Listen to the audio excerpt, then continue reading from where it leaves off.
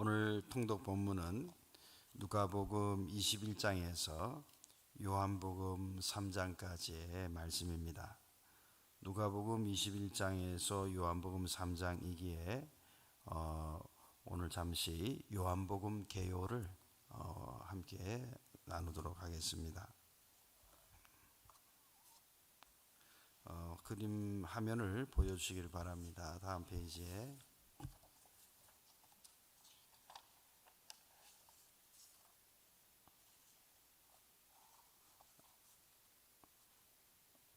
그래요.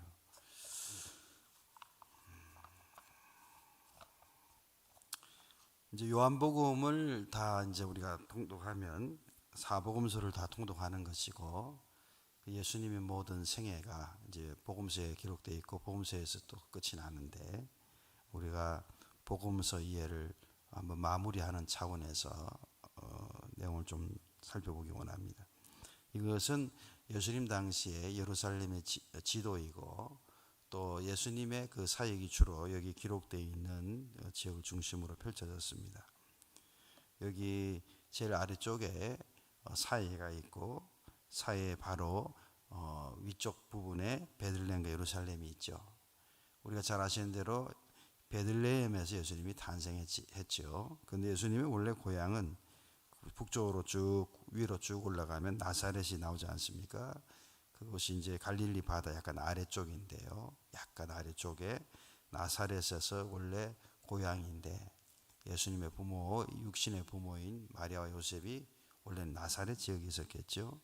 그러다 호적하러 예수님이 탄생 이후에 탄생하기 위해서 호적하러 베들레헴으로 이렇게 내려온 거죠. 그래서 예수님 거기에서 탄생을 하게 됩니다. 탄생 이후에 천사의 현모를 받아 이집트로 피신을 하게 되고요. 이집트 피신 후에 다시 고향 나사렛으로, 그 북쪽에 있는 나사렛으로 돌아옵니다. 그리고 이제 나사렛에서 성장하시다가 이제 30세 공생애를 시작해서 이제 본격적으로 사역이 시작되죠. 그때 이제 우리가 잘 아는 대로 가나의 혼인잔치 기억나시죠? 나사렛 바로 위에 복음서에 보면은 예수님이 공생을 시작하면 첫 번째 기적을 일으킨 곳으로 유명하죠. 가나의 혼인잔치. 또 가버나움에서는 또 백부장 종을 고친다든지 그런 기적도 있었고요. 갈릴리 일대를 도시면서 제자를 불러 모으시고 그 사역이 펼쳐졌습니다. 그리고 이제 바로 밑에 사마리아, 여러분 요한복음 4장 5장에 나오는 수가성의 여인을 만나는 장소와 요 아래 사마리아 아래쪽에 수가라고 보이시죠? 요단강 가까운 곳에 사마리아 좀 아래쪽에 수가가 있습니다. 그렇게 이렇게 이 지역들, 그리고 북쪽 제일 끝 위에 시도 제일 위쪽에 가이사라 빌립보가 있는데, 그 가이사라 빌립보에서 예수님이 너희는 나를 누구라 하느냐 이렇게 물어보시고, 그때 베드로의 유명한 고백, 주는 그리스도시요 살아계신 하나님의 아들이니이다, 이런 고백이 있었죠. 그리고 이제 그 고백 이후로 예수님이 자신이 십자가에 못 박힐 것을 이야기하셨고, 그리고 이제 예루살렘을 향하여 또 이제 가시는 여정이 시작됩니다. 그래서 가이사랴 빌립보 사역 이후에 또 내려오시면서 쭉 사역을 하시다가 예루살렘에 도착해서 우리가 잘 아는 대로 종료주일 날 예루살렘 입성하시고, 그리고 결국 예루살렘에서 체포되시고 예루살렘에서 못 박혀 골고다에서 돌아가셨습니다.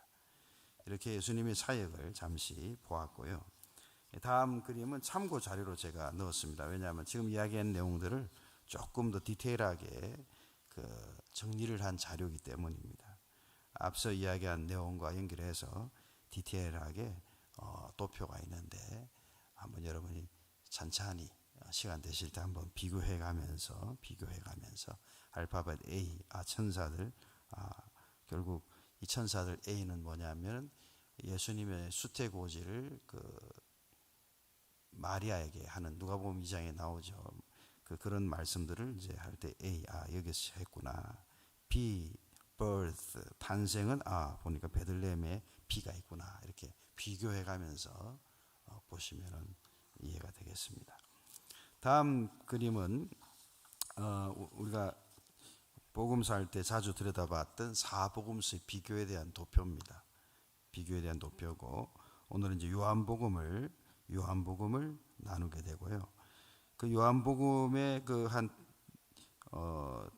여섯 번째쯤 내려오면, 다섯 번째쯤에 큰 칸이 있죠. 요한복음에 영생을 얻음에 대한 그 믿음을 요한복음이 강조하고 있는데, 그런 표현을, 믿음이나 관련된 표현을 99번 이 단어를 사용합니다. 그러니까 요한복음은 굉장히 영적인 믿음에 대해서 포커스를 해서 믿음이라는 단어를 그래서 99번 요한복음에 기록하고 있다. 이것이 좀 특징이고요.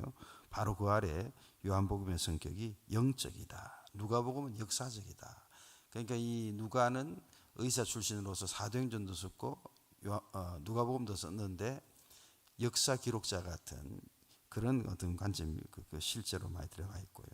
그런데 요한복음은 굉장히 영적인 복음서다. 이렇게 이해하시면 도움이 될 것입니다.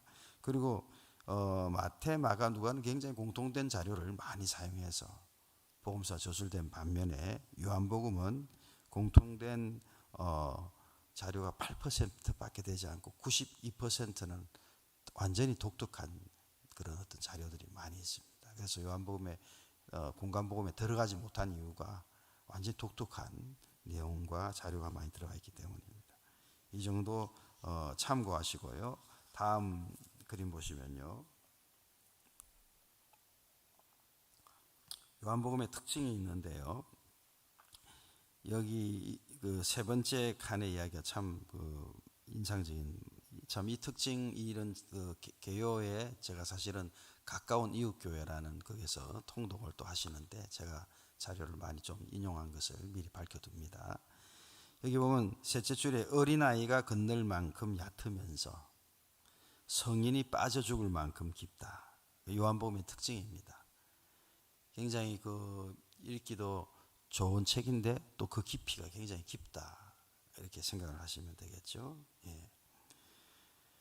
그리고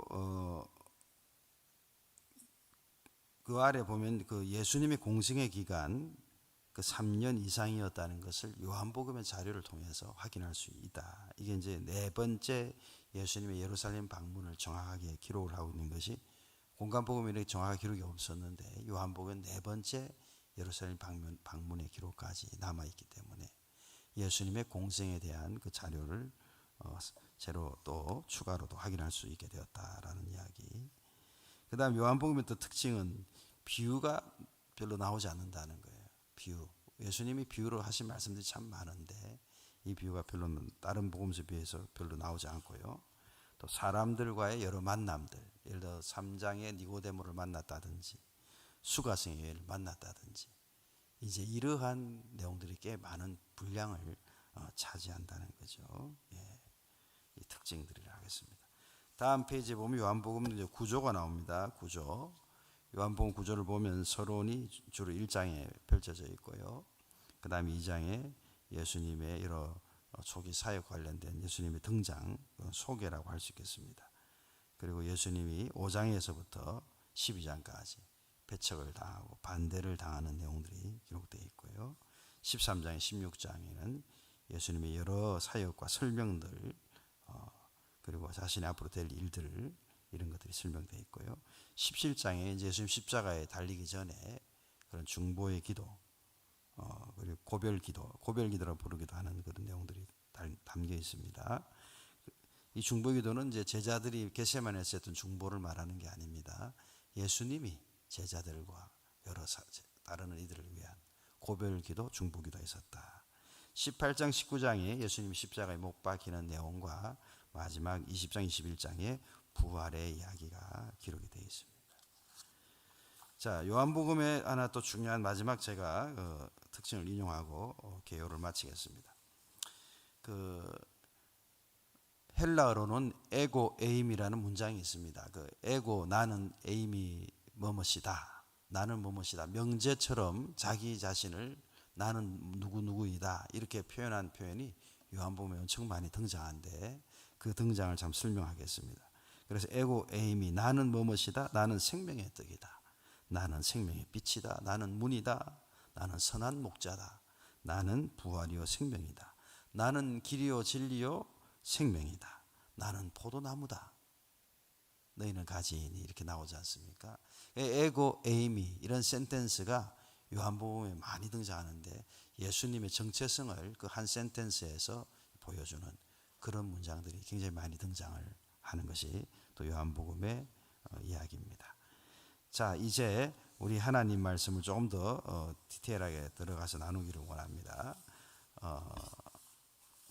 오늘은 서론으로는 누가복음 21장 33절에서 36절 말씀을 서론으로 또 함께 나누고자 합니다. 누가복음 21장 33절에 36절 내용 같이 한번 보실까요? 오늘 시간 관계상 34절, 35절 두 절만 봉독하겠습니다. 21장 34절, 35절 다 함께 봉독할까요? 너희는 스스로 조심하라. 그렇지 않으면 방탕함과 술 취함과 생활의 염려로 마음이 둔하여지고 뜻밖의 그날이 덕과 같이 너희에게 임하리라. 이러므로 너희는 장차 올 이 모든 일을 능히 피하고 인자 앞에 서도록 항상 기도하며 깨어 있으라 하시니라. 여기 누가복음 21장 내용 중에 예수님께서 기도하며 깨어 있을 것을 당부하시면서 34절의 말씀 중에 여기 방탕함과 술 취함과 생활의 염려로 마음이 둔하여지고 라는 이 표현이 마음이 둔하여지고 이 표현이 좀 묵상이 되더라고요. 그래서 제가 자료를 찾아보니까 마음이 둔하여지다 이 말은 바레도신 시몬 하이 카르디아이라는 그 헬라어 오리지널 텍스트에서 나오는 구문인데요. 여기 바레도신에 나오는 그 바레오라는 단어, 바레오가 내리 누르다, 꽉 누른다. 그러니까 이 마음이 둔하여졌다는 것은 이런 것들이 우리 삶을 꽉 누르고 있다 이 말이 되거든요. 그래서 어떤 방탕함, 술 취함, 생활의 염려가 우리를 꽉 누르고 있다. 이게 오늘날 우리의 사실 그 현 주소이기도 하잖아요. 특히 미국 이민 생활에 당장 그 우리가 벌이가 없으면은 한국 와서 전세를 사는 것도 아니고 월 페이먼을 내면서 렌트비를 내면서 아파트 생활하는 경우에 당장 돈벌이가 없으면 굉장히 마음이 눌리잖아요. 그래서 마음이 꽉 눌려져서 바래요. 내리 누르다 눌려져서 마음이 둔하여진다. 그러니까 영적으로 이렇게 각성하면서 하나님의 뜻을 따라 사는 일이 되지 않고 그냥 꽉 눌려가지고 그냥 그게 하나님의 말씀 또 하나님의 계획, 영적인 하나님의 이끄심 이런 것을 보지를 못한다는 거죠. 그래서 이것을 우리가 의식적으로 좀 생각해 볼 필요가 있지 않나 싶습니다. 꽉 누를 때 그때 오히려 이런 말씀을 떠올리면 좋죠. 무엇을 먹을까 무엇을 입을까 이거 다 이방인이 구하는 것인데 이 모든 것이 너희에게 있어야 될 줄 하나님이 아시느니라. 네가 눌려가지고 고민하고 있는데 사실 이거 다 하나님이 정말 너에게 있어야 될 것인 줄을 아시고 계시다는 거예요. 그리고 말씀하실 예수님이 먼저 그의 나라와 그의 의를 구하라. 그리하면 이 모든 것을 꽉 누르고 있는 이 문제를 더 채우셔서 더 하셔서 해결하시니까 다 아시니까 그걸 붙들지 말라. 이런 이제 예수님 말씀이 분명히 있었잖아요. 들에 핀 꽃들도 오늘 잎이시거든 하물며 너희일까 보냐 이렇게 말씀하셨잖아요. 그죠?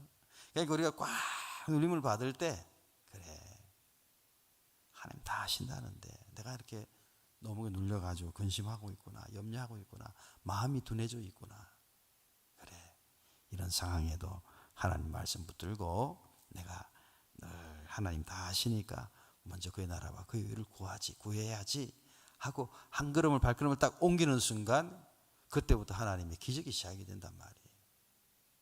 근데 내가 그것을 다 끌어안고 어떻게 내가 해결해 보려고 너무 이러다 보면은 결국은 믿음도 잃고 건강도 잃고 그냥 사람이 그냥 꽉 눌려가지고 우울증도 생기고 그렇게 되는 거죠. 다 하나님이 아시니까 생활의 염려로 마음이 둔하여져서 그 뜻밖의 그날이 덕과 같이 임하지 않도록 우리가 항상 깨어 기도하며 하나님 말씀을 신뢰하며 또 하루하루를 기쁨과 감사와 성실로 살아가는 저와 여러분 되시기를 주의 이름으로 축복합니다. 자, 오늘 그 내용이 21장부터 요한복음 3장까지 연결되어 있는데요. 21장에는 가부의 두렙돈 이야기가 나오고 또 22장에는 유다에게 사탄이 생각으로 들어온 이야기가 나옵니다. 마지막 만찬들, 베드로가 종의 귀를 자르고 또 베드로가 3번 부인한 이야기가 22장에 나옵니다. 23장에는 예수님이 빌라도의 신문을 받고 또 예수님을 십자가에 못 박으라는 군중들의 백성들의 외침이 등장하고 결국 예수님이 23장에서 예수님이 결국 죽음을 당하십니다. 그리고 아리마대 요셉이 자기가 비워뒀던 만들었던 무덤에다가 예수님을 일단 모시게 되죠. 24장에 천사들이 부활하신 예수님의 소식을 여인들이 무덤을 찾아온 여인들에게 알린 내용이 나오고 엠마오로 간 두 제자가 낙심해서 가다가 그곳에서 예수님 만나죠. 그리고 예수님 제자들 가운데 나타나셔서 너에게 평강이 있을지어다 이렇게 평강을 주신 예수님, 부활하신 주님 이야기가 나옵니다. 그리고 예루살렘을 떠나지 말고 예루살렘에 유하라라는 말씀이 이제 24장에 나오는데 이게 이제 누가복음 마지막 24장에 예루살렘에 유하라 이 말씀이 결국 사도행전 1장하고 예루살렘 유하고 있는 장면이 1장 초반에 등장하거든요. 같은 누가가 썼기 때문에 이게 시리즈로 연결이 되는 거죠. 자, 그리고 요한복음 1장 말씀이신 하나님, 빛을 증거한 세례 요한, 참빛이신 예수님 이런 내용들이 좀 나옵니다. 2장에 우리가 아는 대로 가나의 혼인잔치, 포도주의 기적이 나오고요. 성전을 정결케 하고 사흘 만에 내가 부활할 것이라는 예언을 하십니다. 3장에 예수님을 찾아온 니고데모 이야기와 물과 성령으로 거듭나야 한다라는 예수님의 말씀, 그리고 우리 너무 잘 아는 요한복음 3장 16절 독생자를 믿는 자에게 영생을 주신다 이 말씀이 나옵니다.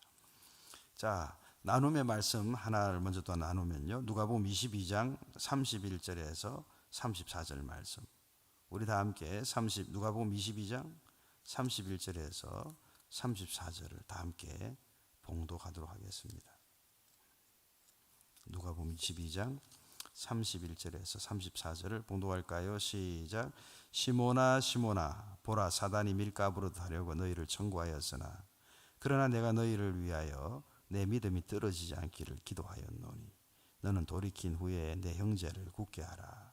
저가 말하되 주여 내가 주와 함께 오게도 죽는데도 가기를 준비하였나이다. 가라사대 베드로야 내가 내게 말하노니 오늘 닭 울기 전에 내가 3번 나를 모른다고 부인하리라 하시니라.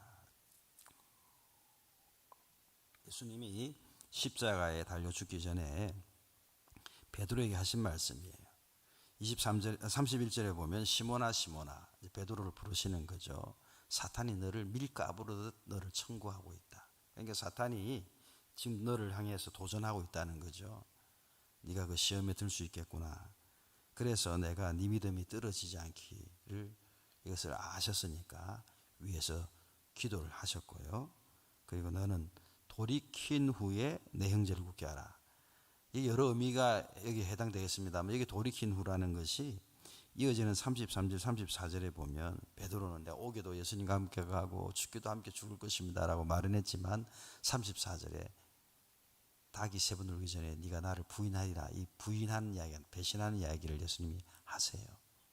그러니까 돌이킨 후가 여러 의미도 있겠지만 여기서는 네가 배신은 비록 하지만 회개하고 돌이킨 후에 내 형제를 굳게 하라. 결국 이 제자 공동체, 예수님을 따르는 공동체 베드로가 이제 수장이 되지 않았습니까? 초대교회에 오늘 말하면 감독이 되었는데 그 역할을 제대로 할 것을 당부를 하셨어요. 그 당시에는 베드로가 무슨 말인가, 돌이킨 후에 이 말이 무슨 말이고 형제를 굳게 하라 무슨 말인가, 아마 베드로가 못 알아들었을 거예요. 그리고 내가 감옥에도 같이 가고 죽는데도 함께 갈 텐데 무슨 말씀입니까? 이렇게 했지만 예수님 하신 그 말씀 그대로 3번 부인하게 되고 그래서 회개의 과정을 거치게 되고 그리고 초대교회, 교회를 공고하게 하는 일에 또 최선을 다하고. 정말 그런 일이 있었구나라고 베드로가 나중에 깨달았겠죠. 자, 여기에 오늘 본문 말씀을 가지고 영적 전쟁과 새로운 사명이다라는 말씀의 제목으로 제가 잠깐 말씀을 하는 것인데요. 여러분, 영적 전쟁이 있습니까 없습니까? 사탄이 지금 베드로를 밀가부로 타잖아요. 예수님이 지금 그렇게 이야기를 하시는 거잖아요. 예수님이 하신 말씀이잖아요. 영적 전쟁이 있는 거죠. 우리는 날마다 사실은 영적 전쟁 속에서 사실 살아갑니다. 그리고 사탄은 밀가부로도 우리를 시험하고 청구합니다. 그래서 이 영적 전쟁에 승리하기 위해서 준비를 하고 있는가, 대처를 하고 있는가. 많은 경우 우리가 이것을 까먹고 잊어버리고 살아갈 때가 있는데, 우리에게 일어나는 여러 가지 상황들, 특히 분노나 원망이나 불평이나 또 시험이나 또 다툼이나 이런 모든 것이 영적 전쟁의 의뢰 속에 사실 일어나고 있는 거거든요. 그래서 우리가 이를 위해서 어떤 준비를 하고 있는가. 영적 전쟁 승리의 방법에 대해서 오늘 예수님은 베드로에게 32절에 말씀하고 있어요. 다 함께 32절 다시 한번 봉독합니다. 32절 시작. 그러나 내가 너를 위하여 내 믿음이 떨어지지 않기를 기도하였노니 너는 돌이킨 후에 내 형제를 굳게 하라. 영적 전쟁에 승리하기 위해서 믿음에 떨어지지 않기를 예수님이 중보하며 기도해 줬다 이 말씀이고요. 우리는 영적으로 믿음에서 떨어지지 않기를 최선을 다해서 영적 훈련을 해야 된다는 거죠. 말씀을 열심히 묵상하고 열심히 기도하고 열심히 예배하고. 영적 이 루틴이 의미 없는 것 같지만 굉장히 반복이 중요한 것입니다. 왜? 영적으로 우리 영적 근육을 준비하는 것이거든요. 이 시험에 들지 않게 사탄이 밀가부란 영적 전쟁에 승리하는 방법은 믿음이 떨어지지 않기 열심히 영적인 단련을 하는 거죠. 영적 근육을 준비하는 거죠.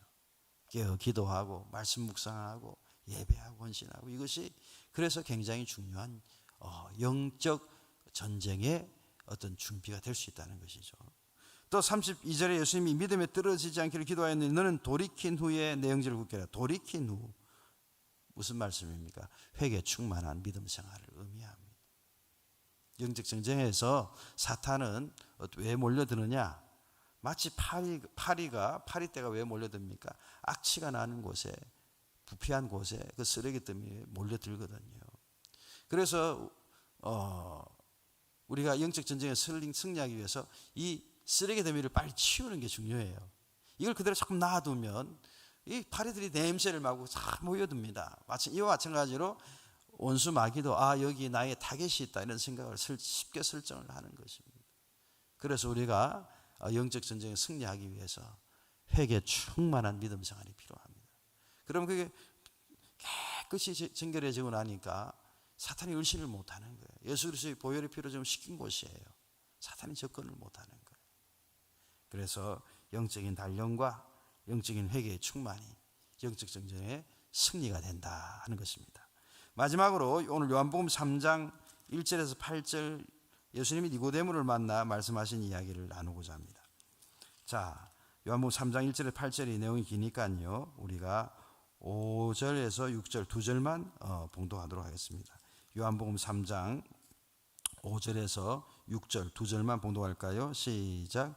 예수께서 대답하시되 진실로 진실로 내게 이르노니 사람이 물과 성령으로 나지 아니하면 하나님 나라에 들어갈 수 없느니라. 육으로 난 것은 육이요 성령으로 난 것은 영이니. 자, 저는 이 본문을 통해서 거듭남과 성령 충만을 제목으로 한번 정해봤습니다. 거듭남과 성령 충만. 니고데모는 유대인의 관원입니다. 그리고 네가 선생이라는 말을 예수님이 하시는 거 보면은 이 니고데모도 이스라엘 선생으로서 관원이지만 아마 랍비 같이 굉장히 그런 영적 진리에 정통한 사람으로 보입니다. 근데 그 사람이 니고데모 3장 그 2절에 보면 그가 밤에 예수께 왔다 이렇게 기록하고 있습니다. 왜 밤에 예수님을 찾아왔을까요? 남들 이목이 두려운 거죠.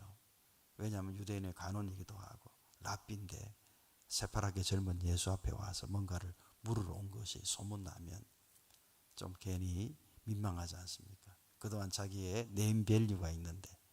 아무튼 니고데모는 밤에 예수님을 찾아왔어요. 그래서 어떻게 내가 선생님이 하나님 나라에 들어갈 수 있겠습니까? 라는 그런 컨셉을 가지고 질문을 하는 겁니다. 그때 예수님이 이야기하시죠. 물과 성령으로 거듭나야 된다. 우리의 거듭남이 필요한데 이 거듭남에 물이 필요하고 성령이 필요하다. 성령이 필요하다는 건 성령의 세례와 성령의 충만으로 쉽게 정리가 되고요. 물이라는 것은 뭐 사실 주석학자마다 견해가 다 다릅니다. 어떤 사람은 세례다. 근데 저는 뭐 세례는 그냥 그 외적인 표현이니까요. 십자가 보혈이 그를 씻기는 물, 보혈의 피, 그것이 좀 굉장히 저는 오히려 가능성이 있다고 생각합니다. 거듭남의 중요한 것은 내가 십자가 보혈로 씻김을 받은 그런 어떤 영적 체험을 갖는가 말이에요. 그리고 그 가운데 성령의 충만이 부음을 받는 것, 그래서 굉장히 중요하다. 그리고 하나 더 붙이면 또 물 중에 중요한 그 메타포 상징은 에베소서 5장 26절에 이는 곧 물로 씻어 말씀으로 깨끗하게 하사 거룩하게 하시고라는 말씀이 나와요. 말씀으로 깨끗하게 하사 거룩하게 하시고, 보혈로 씻고 성령 충만한 가운데 말씀이 또 우리 속에 들어올 때 우리가 거듭남의 기쁨을 계속해서 가지고 할 수 있다.